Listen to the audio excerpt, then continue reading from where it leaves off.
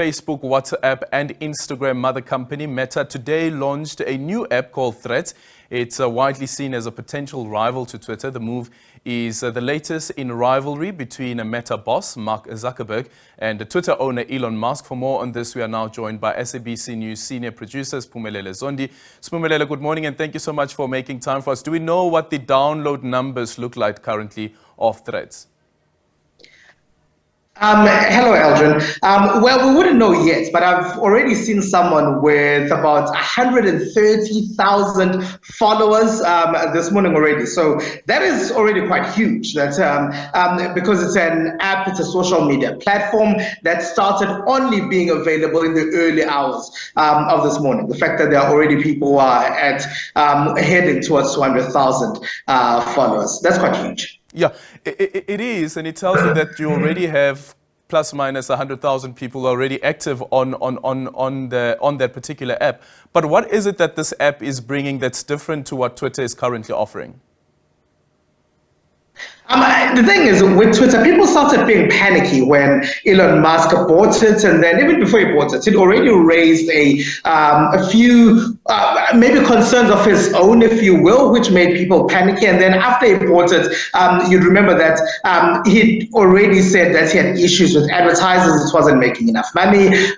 People needed to subscribe to Twitter Blue. You needed to, a lot of people who already had the verification button. One day we woke up, the button was no longer there. Everyone was being told to buy the button, which means just about everybody and their grandmother could buy the verification button. And then it was there for certain people for free, but everybody else still needed to buy it. So there's a lot of instability, and you don't know what's going to happen when you wake up on whichever day, in the way it's been happening in the last couple of months since October, when Elon Musk started being owner of the platform. Yeah, but what is it that Threads brings that's different outside of the instability of Twitter and also fears that things change at a whim?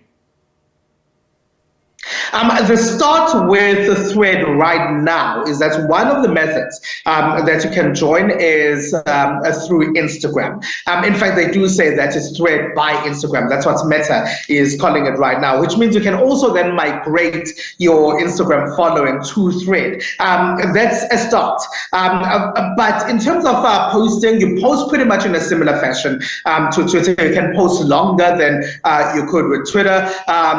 It works like Twitter was, but the fact that you can migrate your following right now from Instagram might be a plus for a lot of people, especially if they've already grown that following. And if you are verified on Twitter, you can, on Instagram rather, you can move with your verification from Instagram to Threads. Yeah.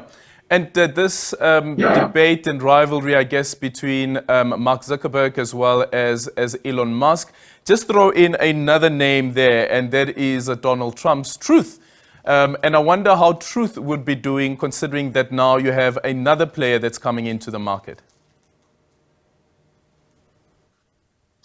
Yeah, the issue with Truth is that already Donald Trump was a character that had been thrown out of just about every social media network. So you might say he had been disgruntled, which is why Truth would really not have taken off that much. Whereas here, this is created by an existing company that already is in the business of social media networks, that's already created and bought and is running other social media networks. And maybe that's where the difference would have been between this one and Truth. And so using methods that they have tried and perhaps tested on Facebook, WhatsApp, and Instagram, because we shouldn't forget that Meta owns all those other platforms. But could be a problem that some might raise, the fact that now data, if you are using Threads, there's one company that owns Facebook, WhatsApp, Instagram, that now owns Threads, and they have all that data under the same umbrella. Yeah. And speaking about that, also this monopoly of having data, people's data and access to people's data, but we've also seen the role that social media plays when it comes to even political instability or sometimes even riots that now recently played out in France.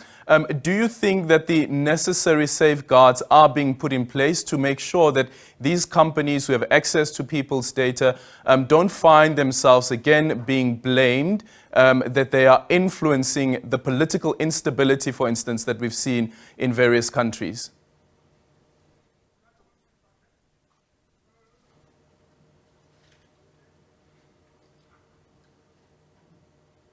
Okay, fortunately, and speaking about social media there, and that line to Siphumelele Zondi just frozen.